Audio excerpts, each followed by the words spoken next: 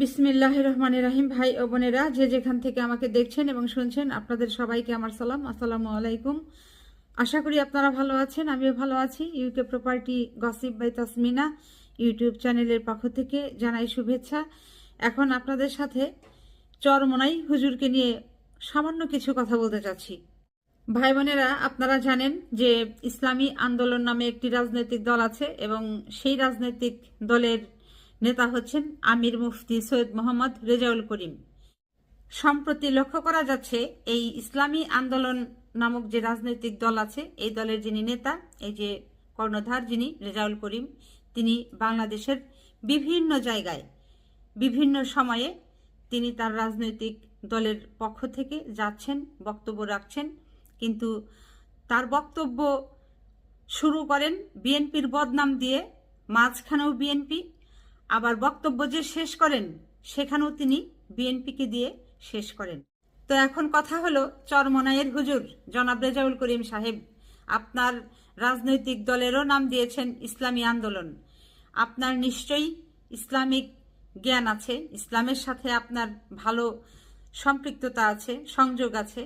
তো ইসলাম কি এটা বলে, ইসলাম কি এটা অ্যালাউ করে যে কোনো ব্যক্তির পেছনে আপনি তার সম্পর্কে কন্টিনিউয়াসলি বদনাম করে যাবেন কিংবা মিথ্যা অপবাদ তাকে আপনি দিয়ে যাবেন? ইসলাম কি এটা অ্যালাউ করে বলেন? যদি অ্যালাউ নাই করে, তাহলে কেন আপনি বাংলাদেশ জাতীয়তাবাদী দল অর্থাৎ বিএনপির শীর্ষস্থানীয় নেতাদের নামে এই বাংলাদেশের বিভিন্ন জায়গায় গিয়ে রাজনৈতিক বক্তব্য দেবার সময় তাদেরকে এই মিথ্যা অপবাদ দিচ্ছেন? তারা যে কাজগুলো করেনি সে কাজের কথা আপনি তুলছেন, এটা তো আসলে ঠিক না। কাজেই হুজুর, দয়া করে আপনি যে সুন্দর ধবধবে মাথায় টুপি দিয়ে সাদা পাজামা পাঞ্জাবি পরে এই মঞ্চে বসেন, বক্তব্য দেন, আপনি দয়া করে আগামীতে এই বিএনপির নেতাকর্মীদের যে খারাপ কাজগুলো তারা করেনি সেই কাজ তারা করেছে এই কথা বলে যে অপপ্রচার করছেন, আপনি বক্তব্য রাখছেন, এগুলো দয়া করে প্লিজ বন্ধ করবেন। ভাই বোনেরা, আমি আজ চরমোনাইয়ের হুজুর রেজাউল করিম সম্পর্কে কেন কথা বলতে চাচ্ছি আপনারা সেটা কি জানেন? কারণ হলো, এই রেজাউল করিম তিনি নারায়ণগঞ্জে আজ একটি সমাবেশ ছিল, সেই সমাবেশে তিনি প্রধান অতিথি হিসাবে উপস্থিত ছিলেন এবং বক্তব্য রেখেছেন। সেই বক্তব্যে তিনি একেবারে সরাসরি বিএনপিকে কোণঠাসা করে কথা বলেছেন এবং তিনি তার বক্তব্যের মাঝে একটা জায়গায় বলেছেন যে বাংলাদেশে যদি চাঁদাবাজি বন্ধ না হয় আর খুন খারাপি যদি বন্ধ না হয়, তাহলে যারা চাঁদাবাজি করেন এবং খুন খারাপি করেন তাদেরকে তিনি বঙ্গোপসাগরে নিক্ষেপ করবেন। আসলে এখানে এই চরমোনাইয়ের হুজুর ইসলামী আন্দোলন নামক রাজনৈতিক দলের নেতা এই রেজাউল করিম, উনি স্পষ্ট এটি বুঝিয়েছেন যে বাংলাদেশে আসলে এখন যত যেখানে খুন খারাপি হচ্ছে, তারপর চাঁদাবাজি হচ্ছে, সব কিছুই বিএনপি দায়ী। আরে ভাই, আপনার কাছে আমার প্রশ্ন, বিগত 15-16 বছর বিএনপি কি ক্ষমতায় ছিল? বিএনপির শীর্ষস্থানীয় নেতা থেকে শুরু করে একেবারে মাঠ পর্যায়ের যে নেতাকর্মীরা আছে সব ছিল হচ্ছে জেলে। 15-16 বছর তারা জেল খেটেছে।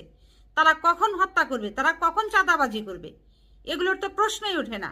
তা আপনি কেন খামাখাম একজন মাথায় সুন্দর একটা ধবধবে সাদা টুপি দিয়ে, তারপর হচ্ছে পাজামা পাঞ্জাবি পরে আপনি আবার ইসলামী আন্দোলন আপনার রাজনৈতিক দলের নাম, সে দলের প্রধান হয়ে আপনি এই ধরনের কেন বিএনপির নামে মিথ্যা রটাচ্ছেন, অপপ্রচার করছেন?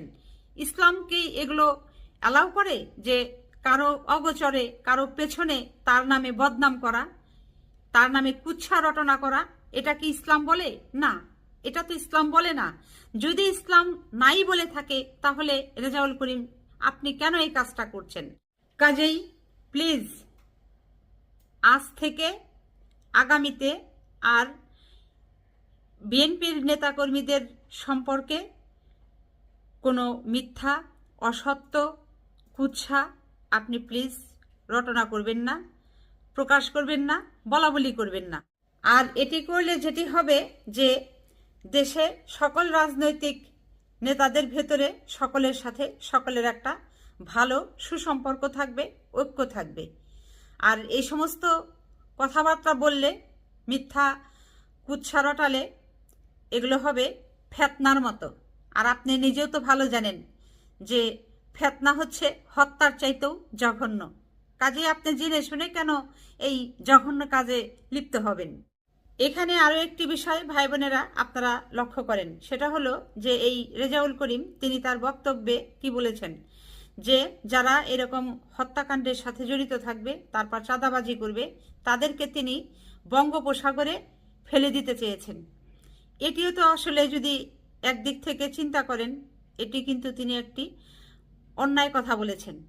কারণ হচ্ছে কেউ যদি যে কোনো ধরনের খারাপ কাজের সাথে, অপরাধমূলক কাজের সাথে জড়িত হোক না কেন, তাকে কিন্তু হাত পা বেঁধে ওই বঙ্গোপসাগরের পানিতে ফেলে দিয়ে জীবন্ত মানুষকে মেরে ফেলার কিন্তু কোনো নিয়ম নেই। এটি হাদিস কোরআনেও নেই, ইসলামেও নেই, এবং বাংলাদেশের আইনেও কিন্তু এটা নেই। যে যত বড়ই অপরাধ করুক না কেন, বাংলাদেশের যে প্রচলিত আইন আছে সেই আইন অনুযায়ী তার বিচার হবে, আদালত রায় দিবে, সেই রায় অনুযায়ী অপরাধীর শাস্তি কার্যকর হবে। এটাই হচ্ছে নিয়ম। কিন্তু এই চরমোনাইয়ের হুজুর রেজাউল করিম সাহেব তিনি নিয়মের ও আইনের তোয়াক্কা না করে তিনি কি বলছেন, তার মন গড়া কথা বলছেন যে যারা এই হত্যাকাণ্ডের সাথে জড়িত হবে, তারপর চাঁদাবাজি করবে, তাদেরকে তিনি বঙ্গোপসাগরে ফেলবেন। তো গত 15-16 বছরে কয়জন চাঁদাবাজকে আপনি বঙ্গোপসাগরে ফেলতে পেরেছেন? গত 15-16 বছরের কথা বাদই দিলাম, এই যে অন্তর্বর্তী সরকার এসেছে প্রায় 1 বছর হয়ে যাচ্ছে, এই 1 বছরে আপনার বরিশালে কম নারী তো নির্যাতনের শিকার হয়নি, কম নারী তো ধর্ষণের শিকার হয়নি, কম নারী তো হত্যার শিকার হয়নি। তো এরকম কয়জনকে আপনি বঙ্গোপসাগরে ফেলতে পেরেছেন বলেন তো দেখি? আপনার কাছে প্রশ্ন থাকলো। আসলে এই মুহূর্তে বাংলাদেশে যে কয়টি রাজনৈতিক দল আছে, প্রত্যেকটা রাজনৈতিক দলের নেতাদের সাথে অপর রাজনৈতিক দলের নেতাদের সাথে ভালো সুসম্পর্ক থাকতে হবে, একের প্রতি অপরের শ্রদ্ধাশীল হতে হবে, এবং আপনাদেরকে উদার মনের হতে হবে। এই ছোট ছোট খুঁটিনাটি বিষয় নিয়ে একের দোষ চুপে চাপে অন্য জায়গায় গিয়ে পিছনে বলা বলি, এগুলো বন্ধ করতে হবে। তো মূল যে কাজটি, যে সবাইকে ঐক্য হয়ে দেশের জন্য, বাংলাদেশের জন্য, বাংলাদেশের মানুষের জন্য কাজ করে যেতে হবে। সবাই ভালো থাকবেন, সুস্থ থাকবেন এবং আমার জন্য দোয়া করবেন। আমার এই চ্যানেলটিতে লাইক, কমেন্ট, শেয়ার এবং সাবস্ক্রাইব করবেন। আসসালামু আলাইকুম, আল্লাহ হাফেজ।